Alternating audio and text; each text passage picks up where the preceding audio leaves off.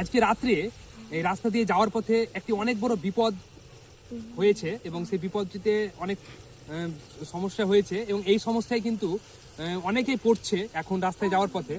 সেটি হচ্ছে ধান কাটার পরে যে ধান মারা হচ্ছে এবং সেই খড়টি আমরা রাস্তার যে খড়গুলো আমরা বিছিয়ে দিচ্ছি তার মানে খড়ের ভিতরে অনেক গর্ত এবং অনেক বাম্পার থাকছে, যেগুলো আমরা বাইক নিয়ে যাওয়ার সময় কিন্তু লক্ষ্য রাখতে পারছি না, যার ফলে আমাদের কিন্তু হঠাৎ করে বিপদ হয়ে যাচ্ছে।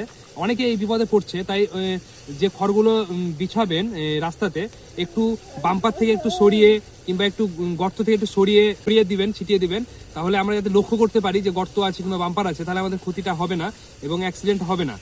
এটা আমাদের অবশ্যই আপনাদের সকলকে অনুরোধ যে এই বিষয়টি একটু লক্ষ্য রাখবেন। খড়গুলো বিছিয়ে দেওয়ার সময় একটু গর্ত কিংবা বাম্পারগুলো লক্ষ্য রাখবেন, যাতে বাইক আরোহীরা বুঝতে পারে যে এখানে গর্ত আছে কিংবা খাল আছে কিংবা বাম্পার আছে, যার ফলে কিন্তু আমাদের অনেক বিপদ থেকে আমরা রক্ষা পাবো। কারণ এটা হচ্ছে অনেকের, আমারই সমস্যা হয়েছে আজকে, তাই আমি ভিডিওটা বানাতে বাধ্য হলাম। কারণ খড়ের নিচে গর্ত ছিল যেটা বুঝতে পারিনি, হঠাৎ করে বাইকটা পড়েছে, বাইকেরও অনেক সমস্যা হয়েছে, আমারও হয়েছে।